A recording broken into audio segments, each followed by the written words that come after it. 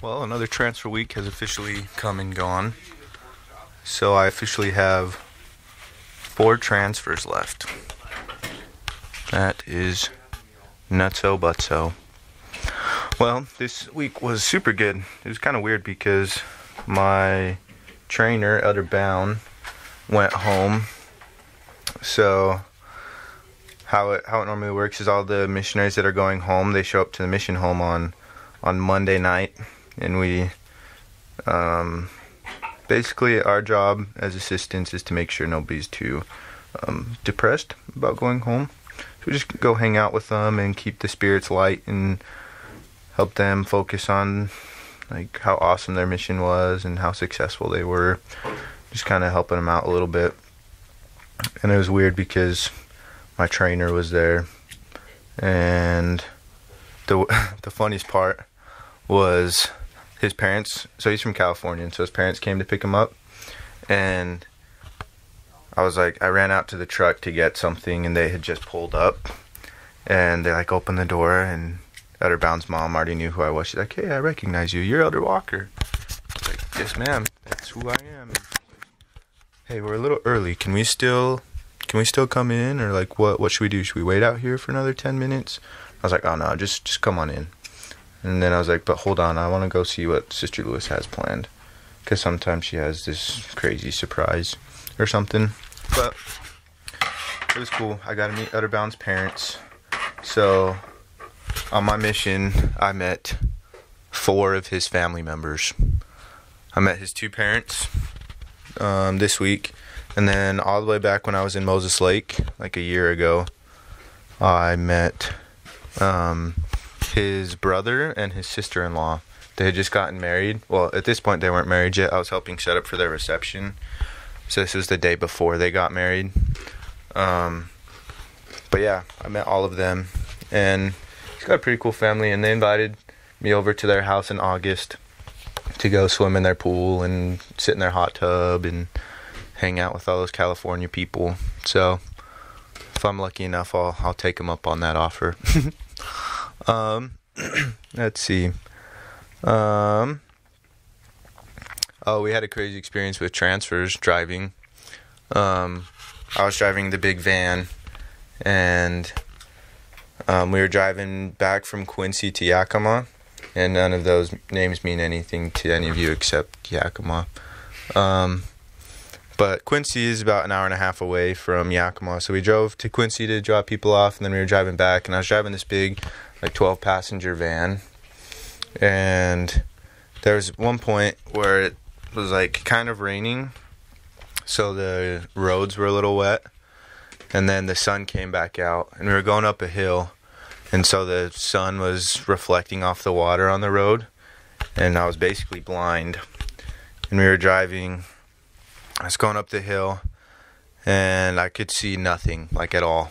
I could just see the line, like the 2 white lines right next to me. I was like, oh geez. And we're driving, and the Spirit's just like, you should get over. There's a car in front of you. And right as soon as the Spirit said that, I saw a car, like, I don't even know, like 20 feet in front of us. I was like, oh geez. And I like hurried and moved over, switched lanes, and it was pretty sketchy. But somebody related me to Luke Skywalker, how I let the Spirit drive the car. So that was kind of funny. A little sketchy, but funny. And we're all alive, so no worries. Let's see. Some cool experiences from this week. I was on exchanges with Elder Delaney, and we were in a walking area. So we're walking around, and we were going to go by this former investigator. So we go, and we were supposed to turn down 27th. Well, I guess turn up 27th, because we were going to go north. But we were supposed to turn on to 27th, and then we were walking down the street, and we're like, oh, geez, 27th doesn't go through to the street that we're on. So we kept walking down the street to try to find a road that went all the way through. And the next street that went all the way through was like 27th or something. Not 27th. I just said 27th didn't go through. It was like 32nd. So like well, flip. So we walk all the way up to 32nd, go all the way around, and walk back to the other side of 27th, and it was like a 20-minute detour. It was kind of crazy. Then right as soon as we get to the former's house, this less active guy calls us. He's like, "Elders, you should come and talk to me tonight. Could you come over at 8?" I'm like, "Yeah, it's like 7:30. Yeah, we could totally make that." And so right as soon as we get off the phone, the former investigator pulls up. And literally right as soon as Elder Delaney hung up the phone, the former investigator showed up. And we taught him a lesson, and he seemed pretty interested. He wasn't able to make it to church yesterday, but he seemed pretty interested, and the Lord's timing was crazy. He just like made us take that 20-minute detour and then get that phone call so that we could teach, what was his name, Michael. Yeah, it was pretty cool. And then we went and talked with the less active guy, and he's like the most interesting guy ever. He is a master mason and also a master gardener, and he's got a sweet goatee and mustache. And yeah, it's pretty cool. He really wants to come back to church, but his work won't let him, because he works on Sundays. And so he was like, "Elders, what should I do?" I'm like, "Well, read this chapter in the Book of Mormon and pray about it, and it'll help you a lot." He's like, "Okay." So it was good. And then the next day, this was Sunday, we had a really cool lesson with Matt Palmer. Matt Palmer's a recent convert in our ward. He got baptized like a little less than 6 months ago. He didn't come to church. He hasn't come to church for the past couple weeks, and so we texted him and we're like, "Hey, we're missing you at church today." And then he texts us back and he's like, "Yeah, I could really use your help today. Like, could you come over and talk with me for a little bit?" So we're like, "Yeah, for sure." So we go over to his house at like 6:30-ish, and we talk with him, and he's usually pretty happy and jovial when we're there, but he like opens the door and he's pretty somber. So we knew that something was up. So then he invited us into his man cave, which has a pool table, and it's a pretty sweet man cave. But he invites us in, and his family was in the other room. So we go into his man cave, and we're just talking.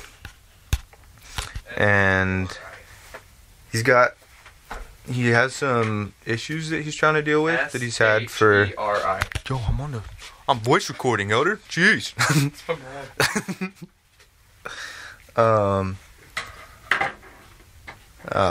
There's Elder Anderson for you. But we were teaching him. I got sidetracked. For those of you that don't know, I didn't really get mad at him. I didn't get mad at Elder Anderson, just so you know. But we were teaching Matt, and he has some things that he's dealt with his whole life that he just wants to get rid of. And I was looking at him, and like he just looked so done with his problems. He just wanted to get rid of them. He didn't want them anymore at all. And so we talked with him and talked him through some steps on how to get through that stuff. And it was pretty cool because I saw, like, when I was looking at him, I saw myself in his eyes. I just realized that I'd totally been in his spot before, just with some things that I've struggled with. And I just got to the point where I was just done with it. I was so done with having those problems, and there's nothing more that I wanted than to just get rid of them. So that was pretty cool. And it was pretty crazy. But in his prayer at the end, he was praying, and he said, "God, thank you so much for all the missionaries in the world, especially these two sitting in front of me." He said, "God, thank you for these missionaries. You always seem to send missionaries to my house that always touch my life." And he said that, and it felt so good to hear somebody say that. I felt like I was really fulfilling my missionary purpose. Like I was really helping somebody overcome their trials and come closer to Jesus Christ. So that was a really cool experience. And yeah, Matt's awesome. He's so strong. He already has Melchizedek priesthood, and he went with us to give a blessing this week. And he's like, oh, I need the book. I can't remember how to do any of this. I'm like, oh, it's all right. We'll talk you through. He's like, oh, okay. So he's kind of nervous, but he came and gave a blessing with us. So that was sweet. But it was a really good week. I love you guys. Bye.